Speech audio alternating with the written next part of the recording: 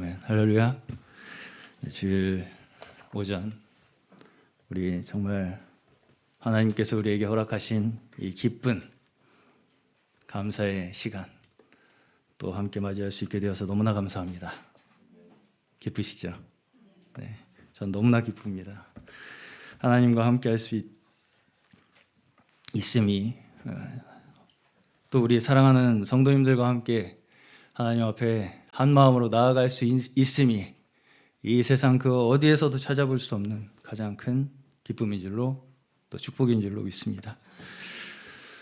오늘 제가 함께 나눌 말씀 함께 봉독하셨듯이 고린도전서 8장에서 10장을 아울러서 함께 말씀을 나눠보려고 합니다. 말씀의 제목은 우상의 정체라는 제목으로 제가 오늘 함께 말씀을 나누려고 정했고요. 아시다시피 제가 금요기도에서 계속해서 고린도전서를 나누고 있습니다. 그래서 이제 엊그저께는 10장을 마무리했어요. 근데 이제 10장을 마치면서 이 8, 9, 10장에서 주로 다뤄지는 주제가 뭐냐면 우상에게 바쳐진 제물을 어떻게 해야 할 것이냐에 대한 문제예요. 그래서 거의 우상에 관한 주제로 다루게 되었어요. 근데 이제 이 부분을 다시 한번 좀 요약 정리를 해줬으면 좋겠다 이런 요청이 있으셔가지고 제가 오늘은 8, 9, 10장에서 말씀하는 우상에 관한 이야기를 조금 간략하게 나눠보려고 합니다. 먼저 고린도전서 8, 9, 10장의 내용을 간략하게 제가 먼저 말씀을 드려보자면 이 당시 고린도 교회는 분쟁거리가 하나 있었어요.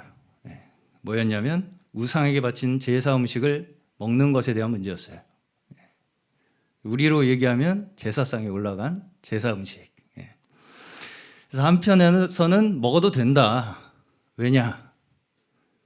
우상은 아무것도 아니기 때문이다. 라고 하는 편이 있었고요. 한편에서는 먹어서는 안 된다. 왜? 아무리 그래도 어떻게 우리 그리스도인이 우상에게 바쳐진 제물을 먹을 수가 있냐? 안 된다 하는 편이 있었다는 것이죠. 그래서 이 문제에 대해서 사도 바울은 장장 3장에 걸쳐서 8장, 9장, 10장에 걸쳐서 답변을 하고 있는 걸 볼 수 있어요. 물론 사도 바울께서 8장은 이렇게 쓰고 9장은 이렇게 쓰고 10장은 이렇게 쓰고 할 것을 결정하신 건 아니에요. 그만큼 긴 분량을 할애했다는 것이죠. 다 아시다시피 장은 나중에 나눠진 겁니다. 자, 여러분들은 그럼 어떻게 생각하시나요? 우리 이진호 형제님, 제사 음식 먹어도 돼요? 먹으면 안 돼요? 안 될 것 같죠? 자, 오늘 한번 말씀을 함께 나눠보면서 잘 생각해 봅시다. 여기서 먼저 우리가 생각해 봐야 될 것들이 있어요. 먼저는 왜 사도 바울은 우상에 바친 음식을 먹어도 되나 안 되나에 대한 문제를 이렇게 긴 분량을 할애해서 설명을 했을까? 이것이 첫 번째 우리가 한번 생각해 봐야 될 문제예요. 그렇죠? 자, 그러면 도대체 우상이란 무엇인가? 또 우상에게 바쳐진 제물이란 건 또 무엇인가? 이것이 우리에게 이야기하는 바가 무엇인가? 이것이 결국은 이 8, 9, 10장에서 주로 다루어지는 키워드들이에요. 주제, 핵심 주제. 자, 그러면서 이제 첫 번째로 이 문제의 시작부터 뭘 대비하고 있냐면 8장 1절에 보시면 지식과 사랑이에요. 우리는 모두가 지식이 있는 줄로 알고 있습니다. 지식은 사람을 어떻게 해요? 교만하게 하지만 사랑은 어떻게 한다고요? 덕을 세운다. 이것이 사실상 8, 9, 10장의 모든 내용의 결론이자 핵심이에요. 사실은. 자, 그러면 이 한마디로 알 수 있다. 우리가. 그러면 그 이후의 말씀을 굳이 읽어야 돼요? 안 읽어도 돼요? 안 읽어도 돼요. 이걸 다 정말 진정으로 깨달았다면. 그런데 왜 이렇게 또 길게 설명할까요? 우리가 잘 모르기 때문이에요. 잘 몰라요. 뭘 모르냐? 뭐가 지식이고 뭐가 사랑인지를 정확하게 우리가 잘 모른다는 거예요. 그렇죠?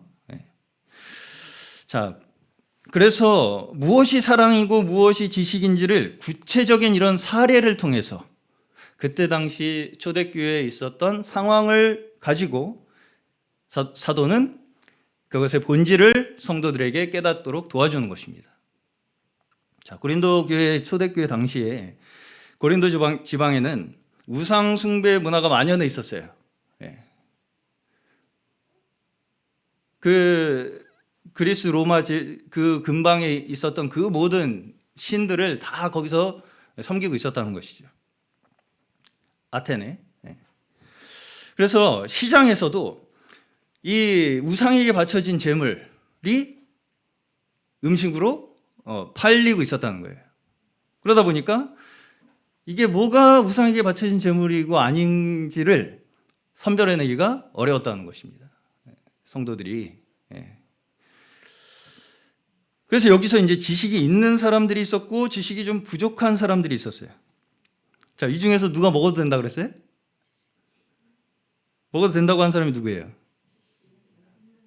지식이 있는 사람. 네. 그러면서 지식이 부족한 사람들은 뭐라고 말씀을 하셨냐면 이 사람들은 양심이 약하다. 이렇게 얘기를 했어요. 그러면 좀 안 좋게 들리잖아요. 양심이 약하다. 지식이 부족해서. 그런데 여기서 우리가 한 가지 볼 수 있는 게 뭐냐면 사도 바울은 그러면 지식이 부족한 자들은 지식을 높여서 양심을 강화시켜라.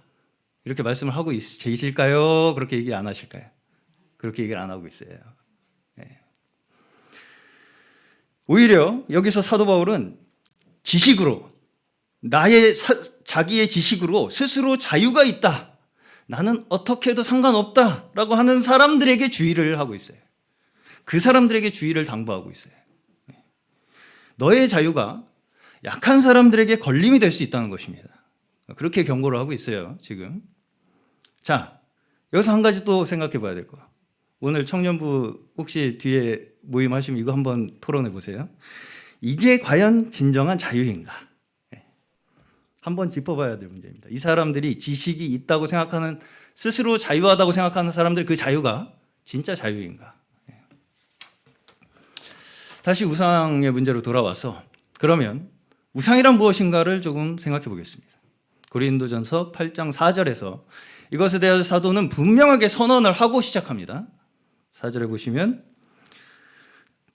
뒷부분에 우리가 알기로는 세상에 우상이란 것은 아무것도 아니고 오직 하나님 한 분밖에는 신이 없습니다. 라고 이렇게 선언을 하고 시작하시죠. 자, 세상에 여러 신이 있는데 그 중에 하나님을 믿나요? 아리까리예요? 세상에 여러 신이 있는데 그 중에 하나님을 믿는 거예요? 아니죠. 네. 아닙니다. 10계명의 첫 번째 계명이 뭐예요? 우리 유정원 학생, 자매.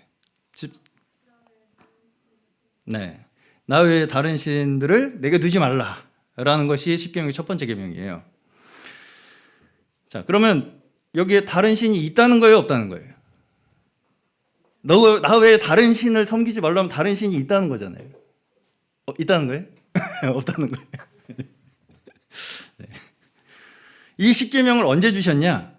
언제 주셨죠? 이집트에서 이스라엘 백성들을 하나님께서 구출해내시고 나서 45일 만에 이 이스라엘 백성들이 시내산에 도착을 해요. 그러고서는 이 시내산에서 모세에게 하나님께서 주신 게 10계명이에요. 네. 자, 그러면 그 바로 45일 전에 이집트에서 탈출하면서 있었던 사건이 뭐였어요? 이집트에서? 10가지 재앙. 그렇죠? 이집트의 10가지 재앙. 그 10가지 재앙이 10가지 우상, 그때 당시에 이집트에 존재했던 10가지 우상에 대한 심판이라는 거, 이거 제가 전에도 한번 말씀드린 바가 있습니다. 네. 자, 그럼 과연 우상의 정체가 무엇이냐? 이집트에서 섬기던 신들을 대표적으로 라가 있어요. 태양의 신, 라. 네. 땅의 신이 있었고요. 뭐 오시리스, 뭐 이런 거 있었고요. 바람의 신, 죽음의 신, 뭐 이런 등등의 신들이 있었어요. 자, 이것이 뭘 의미할까요? 뭘 의미하겠어요? 태양의 신, 죽음의 신, 바람의 신. 네. 이런 신들의 특징을 우리가 가만히 잘 살펴보면 어떤 공통점이 있냐면 우리 사람이 세상과 우리 자신을 바라볼 때 내 한계를 벗어나는 일들이 일어나요. 그렇죠? 이 세상에서 그렇게 나의 한계를 벗어나는 이 세상을 이루고 있는 요소들을 하나하나 신으로 만드는 거예요. 그렇죠? 왜냐하면 그게 신으로 느껴지니까요. 왜? 내 한계를 벗어난 일들이니까. 그것이 바로 우상이 되는 것입니다. 그렇죠? 그리고 그 우상을 나름대로 분석해요. 또 어떻게 이해해 보려고 그래요. 그리고 그렇게 해서 어떻게 해야 하려고 그래요? 잘 달래요. 잘 섬겨요. 그래서 그 내가 통제하지 못하는, 내가 어찌할 수 없는 그 일들에 대해서 안심을 하고 싶은 겁니다. 안정감을 갖고 싶은 거예요. 네. 자꾸 비가 너무 안 오잖아요. 그럼 내가 어떻게 재물을 바치고 하면 비가 올 것이라고 믿고 싶은 거잖아요. 네. 이것이 우리가 지금 생각하기엔 굉장히 미신적으로 느껴지지만 그때 당시에는 최첨단의 과학 이성적 활동이었어요. 네. 다시 말해서 나의 한계를 벗어난 일들에 대해서 우리는 두려움이 있잖아요. 거기에서 우리가 스스로 벗어나고자 하는 인간의 근본적인 욕구에서 나온 것이 바로 우상이라는 거예요. 이해가십니까? 네. 내 두려움에서 벗어나고자 하는 내 마음에서부터 나온 것이 다 우상이라고요. 네. 그렇다면 우상에게 바친 제물은 뭐겠습니까? 우상에게 바친 제물. 네. 기본적으로 인간이 우상에게 뭔가를 바랄 때 우리가 제사를 지내죠. 뭔가 제물을 바치잖아요. 그렇죠? 네.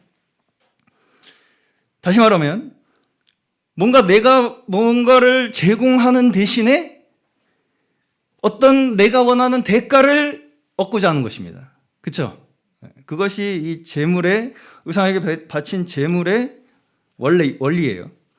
모종의 거래를 이 신과 우상과 제한하는 것이죠. 그래서 이제 여기 고린도 교회의 이 지방의 상황에서는 짐승이 제물이었어요. 그래서 그런 고기를 시장에서 팔았다는 거죠. 근데 이제 구약에서 보시면 심지어 어떤 일까지 있었냐? 자기 자식을 제물로 바치는 일까지 있었다는 거예요. 자, 그만큼 내가 얻고자 하는 그 어떤 욕구에 대한 간절한 내 마음을 표현함으로써 그만큼 내가 그걸 원한다는 걸 나타내는 거죠. 그렇죠? 자, 그러면 지금도 그런 일이 일어날까요? 안 일어날까요? 일어나겠습니까? 안 일어나겠습니까? 지금도? 안 일어나요? 자, 성경에서 가장 큰 우상 중에 하나를 뭐라고 이야기합니까? 매먼. 네. 돈의 신. 네. 심지어 마태복음 6장에서 주 예수님께서는 매먼을, 돈의 신을 하나님과 거의 동격으로 두고 말씀하고 있어요. 두 주인이 있다는 거예요. 우리한테. 두 주인. 그렇죠? 자, 우리에게 돈이 의미하는 바가 무엇입니까? 돈이 필요해요? 필요 없어요? 필요하죠. 필요합니다. 자, 우리에게 돈이 의미하는 바는 사실상 결론부터 얘기하면 우리의 생존 그 자체와 직결되어 있어요. 우리가 사는 데 있어서 돈이 없이 살 수 있다라는 어떤 그 상상 자체를 하기가 어렵습니다. 우리가. 그렇죠? 우리는 생존을 위해서 더 많은 재물을 필요로 해요. 그렇죠? 여기 부정하실 수 있는 분 없죠? 이것에 대해서. 자, 근데 여기서 한 가지 재미있는 모순점이 있어요. 뭐냐면 우리는 생존을 위해서 재물을 원하잖아요. 그렇죠? 근데 거꾸로 재물을 위해서 내 목숨을 소비해요. 그렇죠? 생존을 위해서 내가 재물을 필요로 하는데 그 재물을 위해서 내 목숨을 거기다 소비한다고요. 재물과 목숨이 서로 먹고 먹히는 소비를 서로 하고 있어요. 그렇죠? 이것이 우리가 우상을 섬기면 발생하는 공통적 현상이에요. 그래서 제가 이 현상을 한번 그림으로 한번 표현해 봤습니다.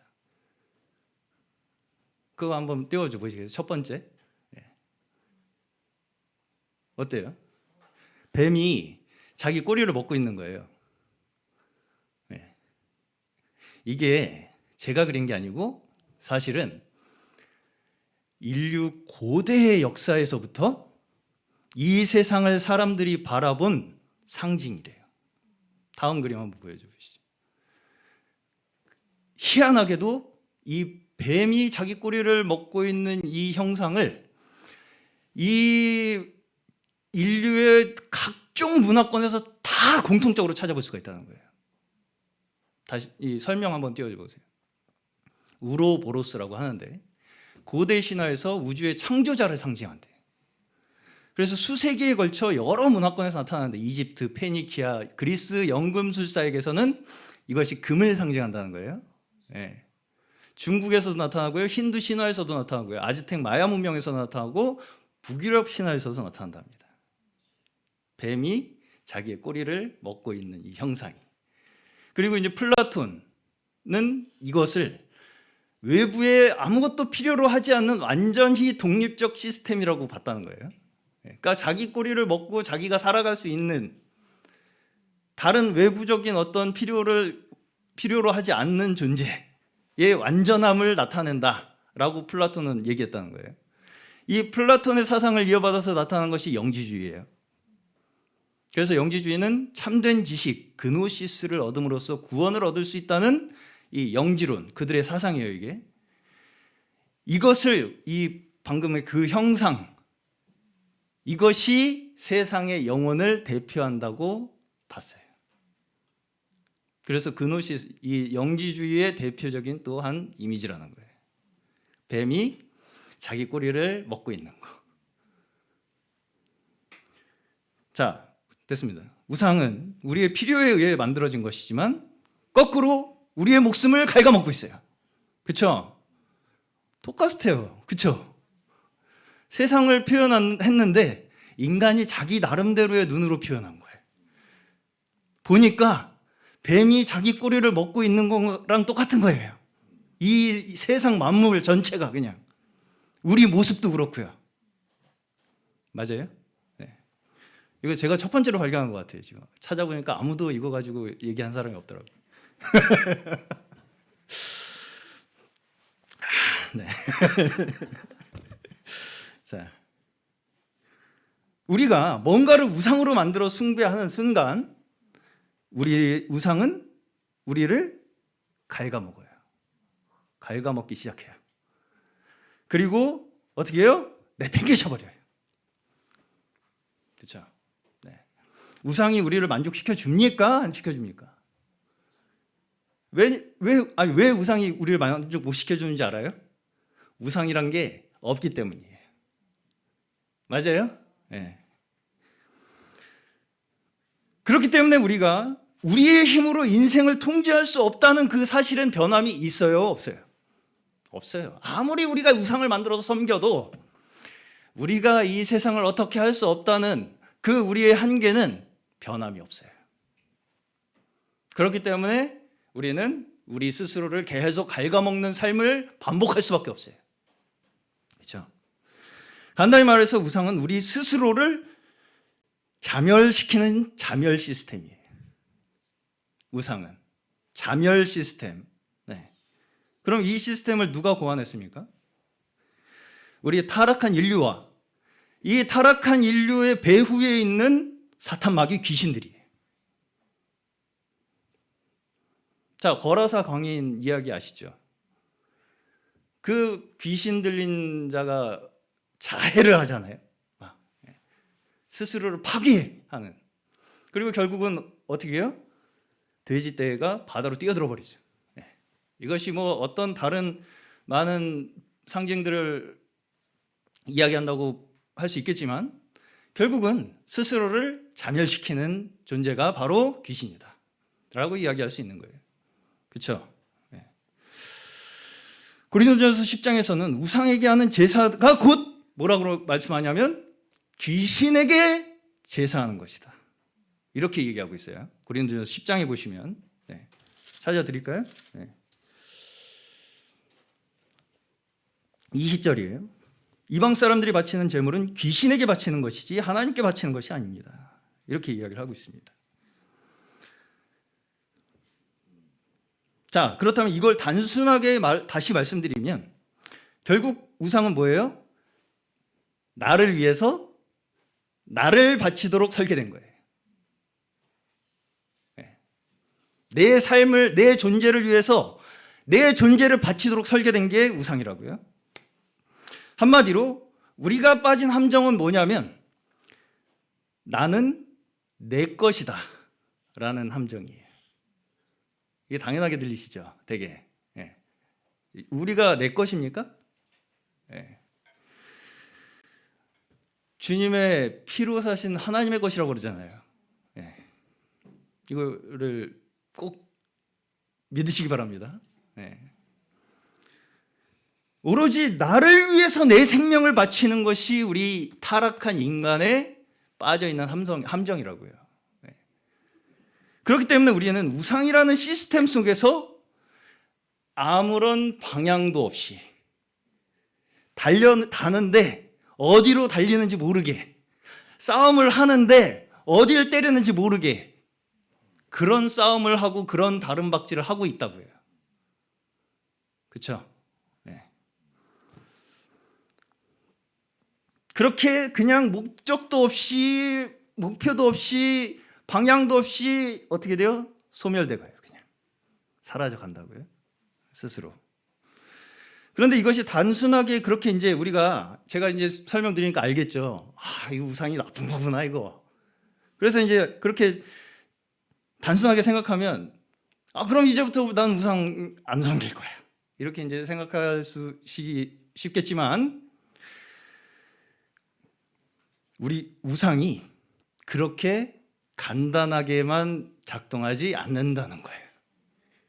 우상이 구체화되면 우리가 그걸 알아차리기가 어려워요. 이거 좀 설명해 드려볼게요. 다시 말해서 인간은 우상을 구체화해서 나를 위해서만 내가 사는 것은 아니라는 명분을 스스로 만들어낸다는 거예요. 그렇게 사람이 다 너도 너 위해서 사는구나, 너도 너 위해서 사는구나, 그런 식으로 서로를 생각하면 살기가 어렵잖아요. 그러니까 어떻게 하냐면 서로가 모여요. 이렇게 모여서 너도 그거 원해? 나도 그거 원하는데 그걸 다 이렇게 모아봐요. 서로가 원하는 그거를 다 모아봐요. 그러니까 이게 우리 모두가 원하는 거네. 이걸 우리는 공통적, 심지어 뭐라고까지 부르냐? 진리라고까지 불러요. 진리로 화합니다. 이게. 그러다 보니까 이걸 집단적으로, 조직적으로 세력을 규합하는 거예요. 규합. 그렇게 함으로써 인간이 공통적으로 가지고 있는 그 욕구를 모아서 너도 원하고 나도 원하는 그 욕구들을 다 서로 모아서 그 발견된 공통점을 하나의 명분으로, 우리가 살아야 할 목표점으로 제시하는 거예요. 그리고 그것이 마치 심지어 진리인 것처럼 둔갑시킨다는 거예요. 그리고 그것을 위해 사는 것이 마치 다른 사람을 위해서 사는 것처럼, 마치 그것이 진리인 것처럼 교묘하게 포장한다는 거예요. 스스로 사람들이 가지고 있는 욕구의 공통 분모를 가지고 그걸 논리적으로, 구체적으로 체계화하고 형상으로 만들고 새겨 만들고 부어 만들고 사상으로 만드는 것입니다. 그리고 그것을 따르는 것이 마치 내가 고차원적인 이 인류의 대의를 짊어진 것처럼 생각하게 만든다는 거예요. 그러나 그것은 사실 누구를 위한 거예요? 나를 위한 거잖아요. 다 각자 자기의 이기심을 위한 거라고요. 다 그 속에는 각자의 욕구가 숨어 있다고요. 아닙니까? 네. 그런데 그걸 교묘하게 포장해서 멋지게 보이게 만드는 거예요. 나 그렇게 욕심꾸러기 아니야. 나 그렇게 나만 아는 사람 아니야. 라는 것으로 멋지게 포장하는 거예요. 이것이 사실상 세상의 구조입니다. 정치, 경제, 사회, 사상, 종교에 이르기까지 여기에서 벗어나는 거 하나라도 찾을 수 없습니다. 어떤 것도 여기서 벗어날 수가 없어요. 자, 그러면 우상에게 바치는 제물이 뭐예요? 결론적으로 나 자신이에요. 내 삶이라고요. 그렇죠? 내 존재 그 자체예요. 그렇기 때문에 사실상 우리가 이 땅에 사는 동안 이 범위, 우상이라고 하는 이 범위에서 내가 완전하게 자유롭게 됐다. 이렇게 말할 수 있을까요? 우리가 세상의 문화나 우상의 습관에서 완전히 벗어난다는 것이 사실상 어렵다. 불가능하다고 말하진 않겠습니다. 어렵다. 사실은 우리가 거기서 벗어나서 자유를 얻어야 하는 것은 어떤 외적인 습관이나 형태가 아니고요. 나 자신을 섬기는 육신적 삶 그 자체예요. 그렇죠? 내 욕구 자체에서 내가 벗어나서 자유케 되어야지 뭔가 내가 그 어떤 외적인 행위와 형태에서 나를 분리시킴으로써 내가 자유롭게 되는 게 아니라고요. 이해 가십니까? 네. 그렇기 때문에 10장에서 사도 바울이 우리에게 경고하는 것이 결국 뭐냐면 내가 어떤 형식에서 혹은 제도에서 혹은 어떤 습관에서 나는 완전히 자유로워졌다 라고 주장하면서 행하는 사람들, 그 사람이 어떻다고요? 그 누구보다 우상에 빠져 있을 가능성이 크다는 거예요. 네. 귀신의 상에 참여하고 있을 가능성이 크다는 거예요. 네. 그렇게 자신의 자유를 자랑하는 것이, 다시 말하면 자랑하잖아요. 내가 그렇게 자유롭다고. 그것이 이미 자신의 상을 스스로 받은 자라는 거예요. 그럼 하늘의 상은 잊어버리는 거예요. 9장에서 사도 바울은 자신의 권리를 포기하는 그 자체를 자신의 상이라고 이야기를 해요. 9장에서 나는 너보다 더 큰 상 받을 거야. 자랑입니까? 아닙니까? 나는 너보다 큰 상 받을 거야. 자랑이에요? 자랑 아니에요? 자랑이잖아요. 그 태도 자체가 자랑이 되는 거예요. 그렇기 때문에 우리에게 있어서 이 땅에서의 유일한 상이 뭐라고 이야기를 하는 거냐면 끝까지 우리가 십자가만을 바라보고 우리의 몸을 쳐서 복종시키고 끝까지 나의 육체를 자랑하고 싶은 그 마음을 절제하는 그 자체가 나의 상이라고 얘기할 수밖에 없는 거예요. 그 이상 우리가 그 어떤 상을 우리 입에 담을 수가 없어요. 이 땅에 우리가 사는 동안만큼은. 나는 이렇게 몸을 쳤어. 나는 이렇게 절제를 잘했어. 라고 스스로 나에게 주는 그 상조차 사도는 자랑이 될까 두려워한다고 이야기를 하고 있습니다.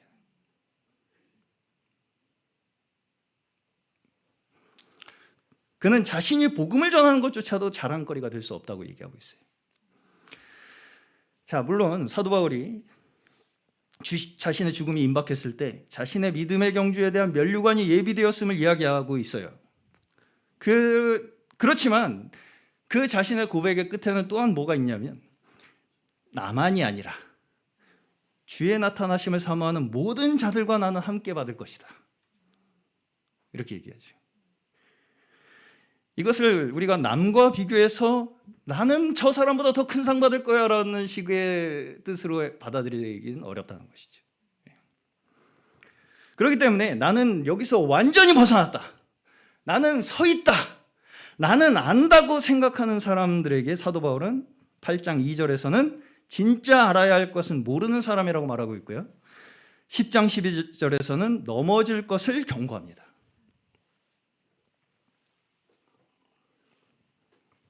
그런 사람일수록 모르는 사람이고 넘어질 가능성이 높은 사람이라는 얘기겠죠. 네. 그리고 그런 생각으로 내가 스스로 뭔가를 잘하고 있다고 생각하는 그 사람이 오히려 뭐예요? 귀신의 상을 섬기고 있을 가능성이 크다고 해요. 네. 10장 전반부에서부터 사도 바울은 구약의 이스라엘 백성들이 출애굽해서 광야에서 겪었던 사건들을 예를 들고 있어요. 보시면 10장 초반부부터 보시면 시작은 다 좋았다는 거예요. 모두가 바닷 가운데서 세례를 받고 신령한 음식을 먹고 신령한 물을 마셨다. 그런데 어때요? 대다수를 하나님께서 기뻐하지 않으셨다는 거예요. 결국 출애굽 당시 이스라엘 백성들의 숫자가 여기 이제 성경의 기록에 따르면 20세 이상의 전투 가능한 장정이 60만 3,550명이었다고 기록되어 있어요. 그렇다면 전체 인원은 더 많았겠죠. 여러 추측이 있지만 적어도 100만에서 200만은 되지 않았을까 이렇게 추측을 합니다. 그런데 이 출애굽 1세대에서 가나안에 들어간 사람 몇 명이에요? 네, 여호수아와 갈렙 2명뿐이에요. 어떤 사람들은 우상 숭배하다가, 어떤 사람들은 음행하다가, 어떤 사람들은 시험하다가, 어떤 사람들은 원망하다가 멸망하였다는 거예요. 지금 사도 바울이 무엇을 말씀하고 있는 것이냐면 겉으로 보기에는 별 다른 게 없어 보인다는 거예요. 다 비슷비슷하게 보여요. 그런데 여전히 뭐가 남아있어요? 우리 안에 우상 숭배가 남아있다고요. 이걸 주의하라고요. 그렇죠? 뭔가 나는 시험이 다 끝난 것처럼 생각하는 사람, 당장 나의 현재 내 채점표가 어디쯤인지를 스스로 확인하고 싶은 사람들이 광야에서 멸망했다고요. 이것이 우리에게 주는 본보기로 말세를 만난 우리에게 경계로 주시는 말씀이라고 얘기를 하고 있어요. 본보기, 우리에게 본보기로 주셨다는 것은 남에게 본보기로 주셨다는 거예요? 너 조심해 이거예요? 아니죠. 거울로 주셨다는 건 나를 비춰보라는 것입니다. 각자 나를 비춰보라는 거예요.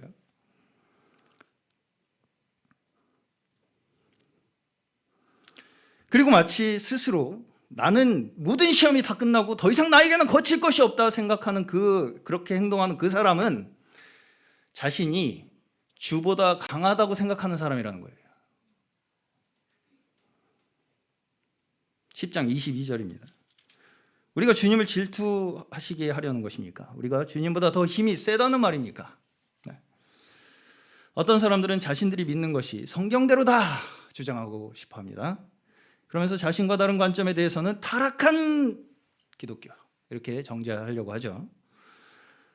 물론 우리가 거짓된 가르침을 분별하는 일은 필요합니다. 그렇지만 그러한 분별의 과정에서 또 다른 치우침이 발생할 가능성이 큰 것 또한 우리가 반드시 주의해야 할 일이라는 거예요. 10장 21절을 보시면 여러분은 주님의 잔을 마시고 아울러 귀신들의 잔을 마실 수 없습니다. 겸할 수 없다라는 말씀이죠. 겸하여 섬길 수 없다. 이것 또한 뭘 말씀하시는 거냐? 겸하여 섬길 수 없다는 건, 누가 말씀하신다는 건 뭐예요? 우리가 마치 겸하고 있는 것으로 생각할 수 있다는 거예요. 한마디로 우리가 내가 지금 하고 있는 게 주의 식탁인 것처럼 생각하지만 사실은 귀신의 식탁에 참여하고 있을 수 있다는 이야기입니다. 겸하여 섬길 수 없다는 말은 거기에 혼동할 수 있는 가능성이 우리에게 있다는 것을 경고하는 거예요. 그렇죠? 네. 하나님을 섬긴다고, 나는 하나님을 위한다고, 말씀대로 믿는다고 생각하지만 그 속에선 여전히 뭐를 위하고 있어요? 나를 위한 우상, 숭배를 여전히 하고 있을 가능성이 있다. 이것을 주의하라는 것입니다. 그러다가 이스라엘 백성들이 광야에서 다 멸망했다.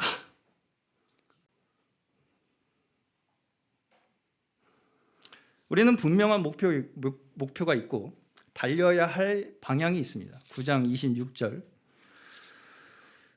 그러므로 나는 목표 없이 달리듯이 달리기를 하는 것이 아닙니다. 나는 허공을 치듯이 권투를 하는 것이 아닙니다. 네. 그저 나를 위해 나를 소모하는 그 굴레 속에서는 아무런 의미도 없고 아무런 목적도 없고 아무런 방향도 없는 헛된 싸움일 뿐이라는 거예요. 그렇죠? 자, 그럼 우리의 방향은 어디입니까? 우리의 방향이 어디예요? 우리의 모든 육체의 죄를 끝내시고 우리를 거룩하게 하시고 그리스도 안에서 우리를 하나 되게 하신 그리스도의 십자가가 우리의 방향이 되어야 할 줄로 믿습니다. 우리의 인생의 방향은 그리스도의 십자가가 되어야 돼요. 네.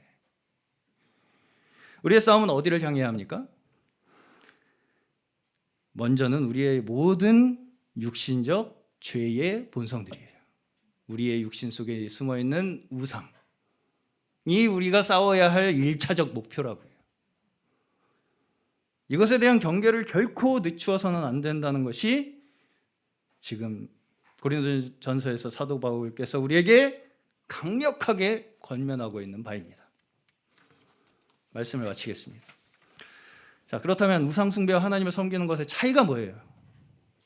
우리 이준영 형제님, 우상에게도 제물을 바치잖아요. 하나님께도 우리가 오늘도 물제를 드렸잖아요. 무슨 차이예요? 어떤 차이가 있어요, 거기?